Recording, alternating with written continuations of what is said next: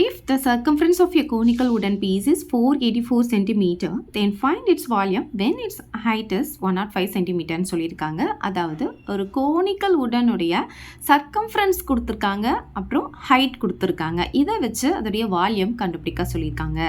சரி, நமக்கு என்னெல்லாம் கொடுத்துருக்காங்களோ அது ரெண்டுத்தையும் எடுத்து எழுதிக்கலாம். Circumference 484 cm, height 105 cm. இந்த சர்க்கம்ஃபரன்ஸ் வச்சு ஆர் வேல்யூவை கண்டுபிடிச்சிட்டு அதுக்கப்புறம் வால்யூம் கண்டுபிடிக்கலாம். ஸோ சர்க்கம்ஃபரன்ஸ் ஃபார்முலா பார்த்தீங்கன்னா 2πr. இங்கே வேல்யூ என்ன கொடுத்துருக்காங்க 484.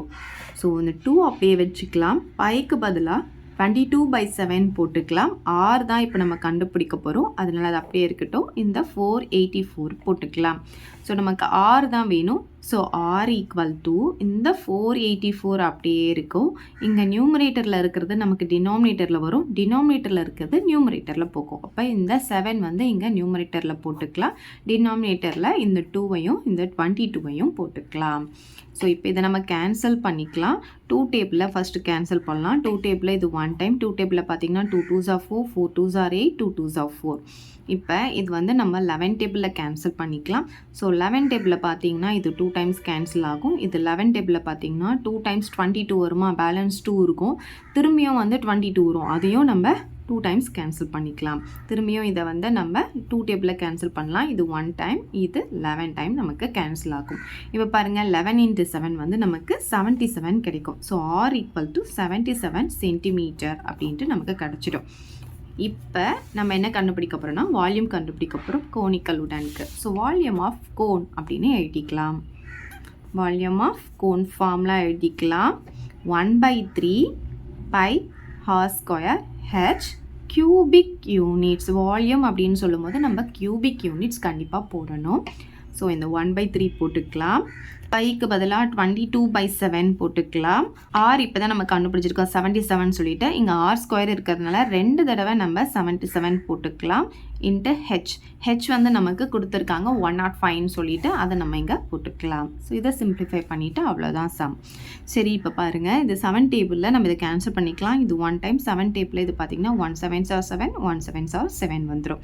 ஸோ இது ரெண்டுத்தையும் நம்ம 3 டேபிளில் கேன்சல் பண்ணிக்கலாம். 1 3s are 3, 3 3s are 9. Balance 1 இருக்குமா, 15 வந்து நமக்கு 5 டைம்ஸ் வந்துடும்.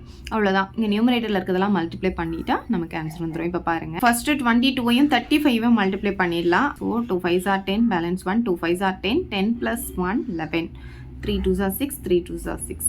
பார்த்தீங்கன்னா 7 17 கிடைக்குதா.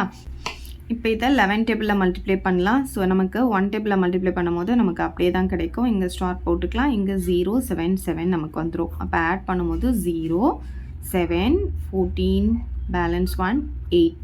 இப்போ இங்கே ஒரு 77 இருக்குது. ஸோ 77 கூட நம்ம மல்டிப்ளை பண்ணணும். ஸோ 77 இங்கே போட்டுக்கலாம்.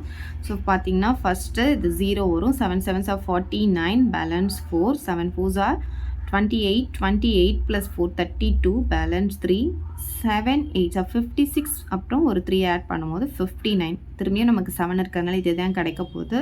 ஸோ இது அப்படியே நம்ம எழுதிக்கலாம். 0 9 2 9 5.